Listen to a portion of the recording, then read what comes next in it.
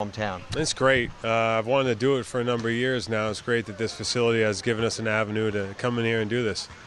What's it like to have Troy Murphy, who grew up in town here, to come and speak at your camp? It's unbelievable. I asked him during the course of the year. I walked over as he was sitting by the court before we played them. Said, "Hey, if I have a camp in Sparta, will you come by?" He's like, "Oh yeah, sure, of course." So it's always great to have the people, the product of this area of New Jersey, come back and give back a little bit. What do you want to instill in these young kids at this camp? I think some kind of I say ethic. I mean, they're very young for that ethic, but just kind of see how passionate we are about the game and how much we put into it. And if they can take a little bit of that with them, and we all play different sports as kids, but if you can take something with you to allow you to get a little bit better, and if you can get a little bit better, it makes you more passionate about the game. You need to see some result at some point in time. Maybe not when you're in 4th grade, but when you're in 6th and 7th grade, when you can see yourself getting better and you feel as though you're becoming a better basketball player, if we can give you something to help you get there, I think it'll help you stay with the game. Chris, you've done great in the NBA. You're still with the Cleveland Cavaliers. Fill us in on what your position will be with the upcoming season under new head coach Byron Scott. I'm still an assistant coach with the team.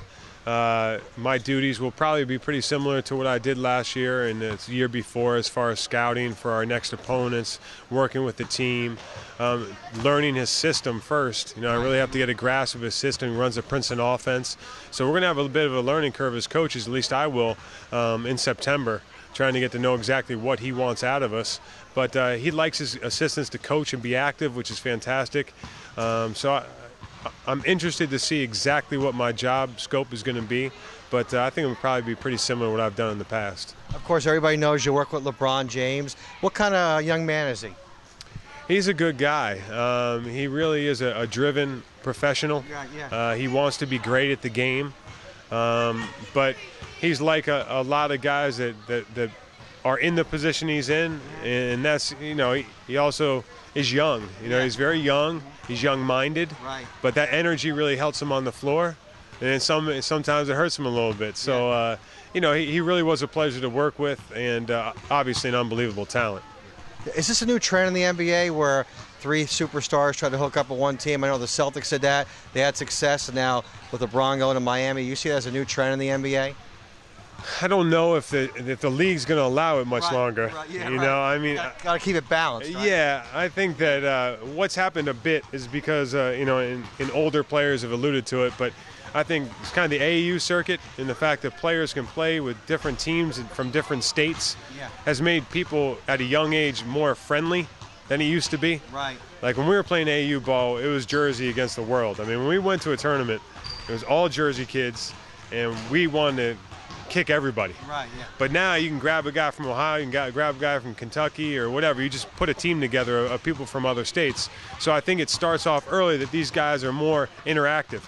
And that maybe changes things at this level, at the NBA level. But they can do what they want. If the money allows it with the team and the roster spots allow it, they're welcome to do what they want. But I like to see people stay at home, obviously.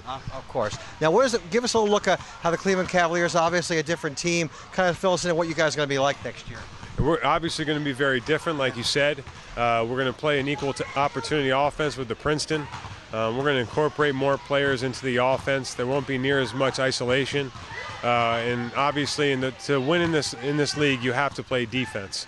We're going to have to play with a lot of intensity, but we're going to be a fit team that's looking to push the basketball and then try to defend in order to win. I know you're very defense has got to be important because in the NBA you got to think any guy can score, right? So defense is like key to winning games. Yeah, you have to defend. You have to have a focus and a system in order to defend, because if everyone's not on the same page, like you said, guys are so gifted offensively, and the rules are there to help them without being able to have contact on the basketball, having to keep your hands off of people. You need team defense. So in order for you to be successful, you got to do that.